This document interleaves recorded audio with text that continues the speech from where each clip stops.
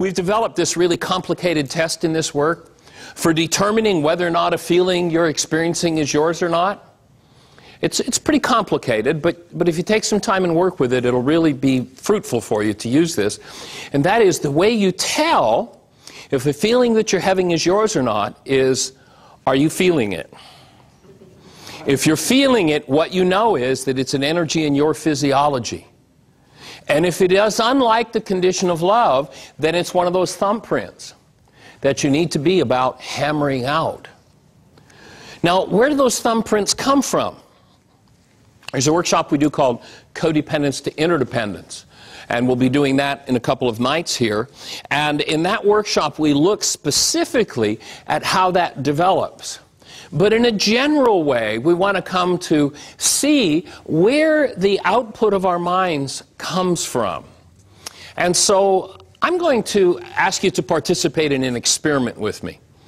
And I'm going to ask you to imagine that I place about a 10-foot table up here in front of the room. And on the table, I'm going to place enough frogs that everybody in the room can reach out and pick one up. So if you would, in your mind's eye, I'm going to invite you right now to reach out on this table at the front of the room and pick up a frog from the table. Would everybody do that? And then if you would, and just one at a time, if you would describe your frog for me. Anyone? Wet. Wet. Wet. It's kind of slimy, you mean? Okay. Cold. Cold. All right. Slippery. Pick up the frog on the table. Say again? I wasn't able to pick up the frog on the table. I don't want to touch those frogs. Okay, I got it. And you don't want to touch them because?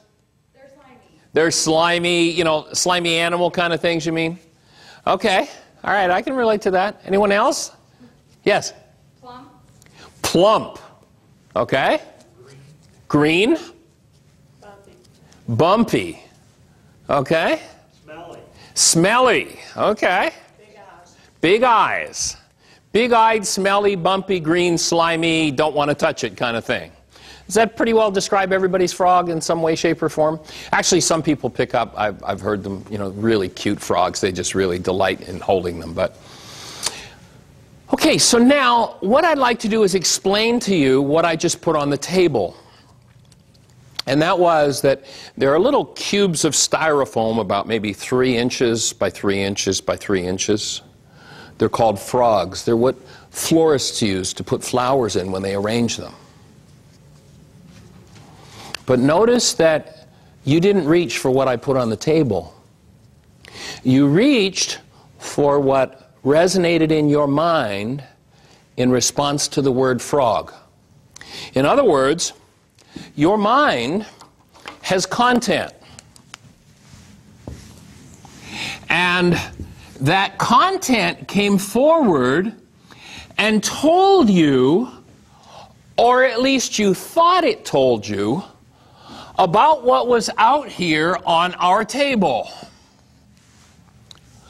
But I'd invite you to notice that what it really told you was what was contained in your brain cell structure in response to the word frog. Now, my little green styrofoam cubes are actuality in terms of this work.